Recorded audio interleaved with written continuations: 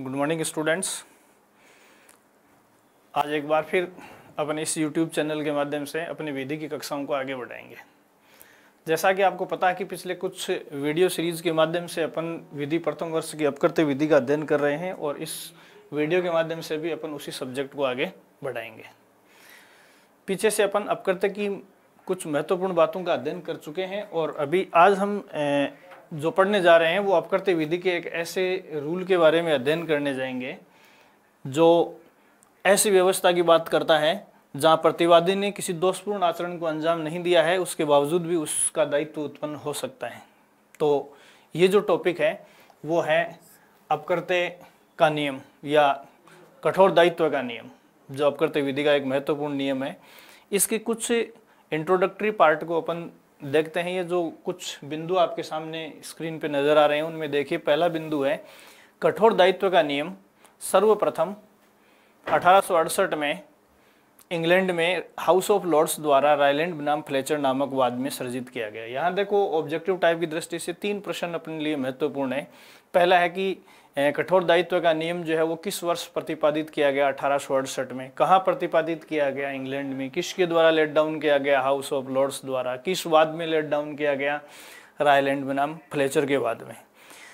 दूसरा बिंदु देखो, इसका पीठ सब्जेक्ट क्या है? तो दूसरे बिंदु में आप ध्यान से देखिए, रायलैंड बनाम फ्लेचर में सृजित नियम का कठोर दायित्व का नियम इसलिए कहा जाता है कि इसके अंतर्गत प्रतिवादी के दोषपूर्ण आचरण के बिना ही उसका दायित्व उत्पन्न होता है। तो देखो कई बार इसको रिवर्स लैंग्वेज में यूं पढ़ लेते हैं कि प्रतिवादी के दोषपूर्ण आचरण के बिना दायित्व का निर्धारण करने वाला अपकृत्य विधि का नियम कौन सा है? तो उसको अपन कहेंगे कठोर दायित्व का नियम। तीसरा बिंदु देखिए, ये जो नियम है सर्वप्रथम ब्लैकबर्न ने एक्सचेकर चैम्बर में रायलैंड बनाम फ्लेचर में प्रतिपादित किया था। तो देखो ये हाउस ऑफ लॉर्ड्स द्वारा अनुमोदित है या यूं कह सकते हैं फाइनली सृजित मान सकते हैं, लेकिन इससे पहले इस वाद में या रायलैंड बनाम फ्लेचर बनाम रायलैंड के वाद में ब्लैकबर्न ने एक्सचेकर चैम्बर में इस नियम को सूचित किया था और इसको हाउस ऑफ लॉर्ड्स ने रायलैंड बनाम फ्लेचर में अनुमोदित किया। तो देखिए ये जो नियम है ये मूलतः फ्लेचर बनाम रायलैंड में आया और इसका हाउस ऑफ लॉर्ड्स ने अनुमोदन रायलैंड बनाम फ्लेचर में, मीन्स अपील में इसका जो है वो अनुमोदन किया गया था। इसका मतलब ये है कि जो जजमेंट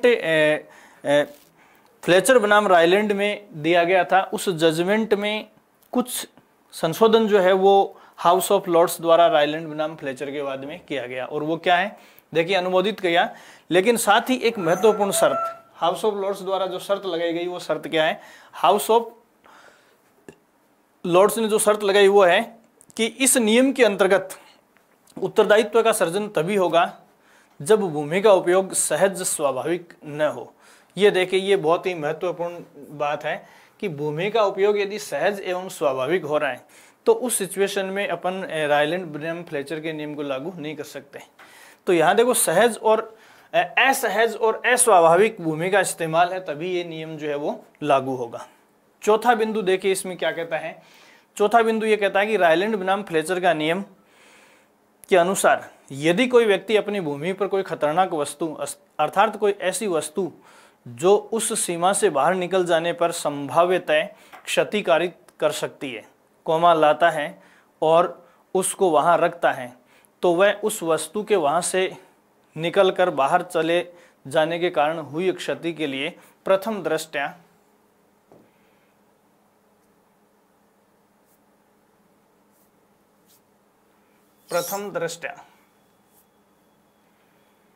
उत्तरदायी होगा, भले ही वह उसको अपनी भूमि में रखने पर उपेक्षावान रहा हो या नहीं। देखिए इस नियम में महत्वपूर्ण बात क्या है? यदि कोई व्यक्ति अपनी खतरनाक वस्तु को अपनी जमीन पर रखता है उस और वो चीज़ उसके कब्जे से बाहर निकलकर किसी को नुकसान पहुंचाती है, तो भले ही ऐसे व्यक्ति से जिसकी भूमि से खतरनाक वस्तु निकलती है उसकी स्वयं की कोई उपेक्षा हुई हो या नहीं हो, उसके बावजूद भी उसे उत्तरदायी ठहराया जाएगा।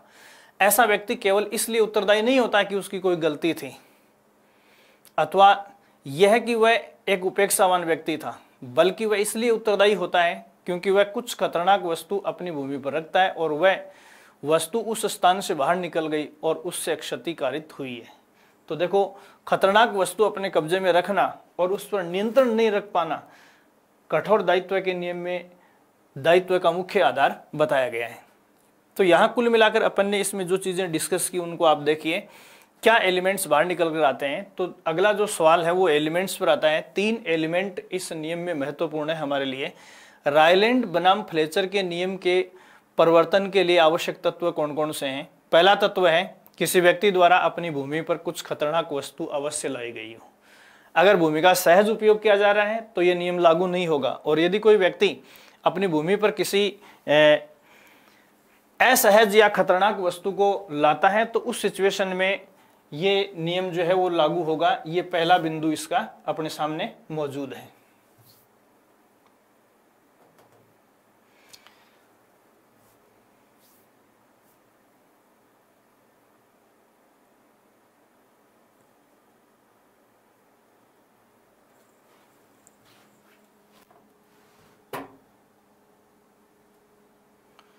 दूसरा बिंदु देखिए आप इसका, इस पर लाई गई अथवा रखी गई वस्तु अवश्य ही सीमा से बाहर चली गई हो।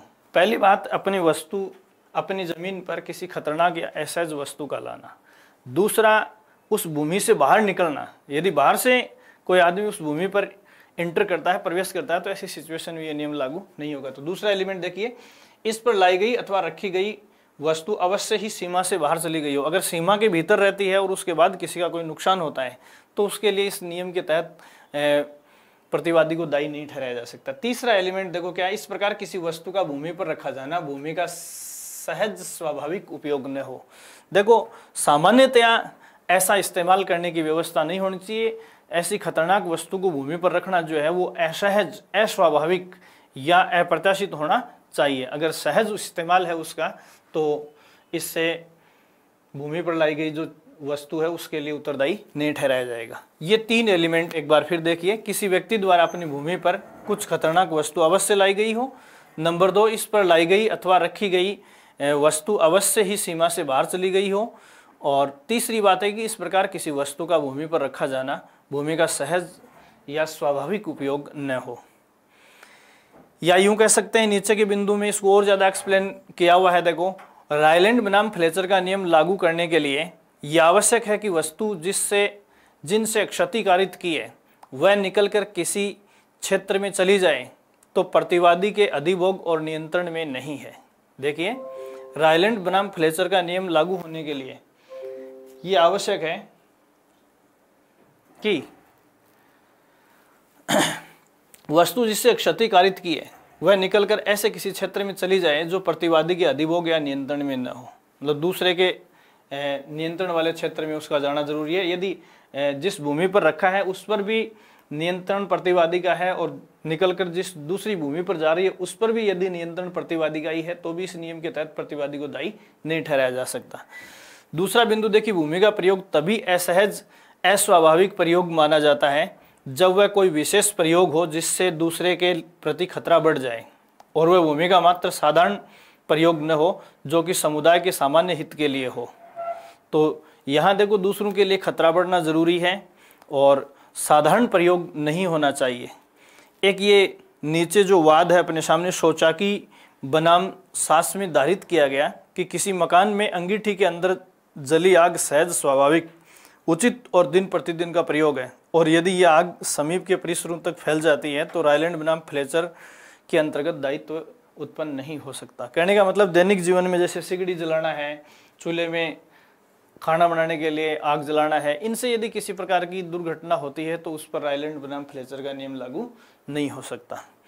इस प्रकार अपन ने आज के इस वीडियो में कुछ महत्वपूर्ण जो बातें देखी हैं वो देखी हैं रायलैंड बनाम फ्लेचर से संबंधित। अगली कक्षा में अपन इससे संबंधित अपवादों की चर्चा करेंगे। Thank you so much.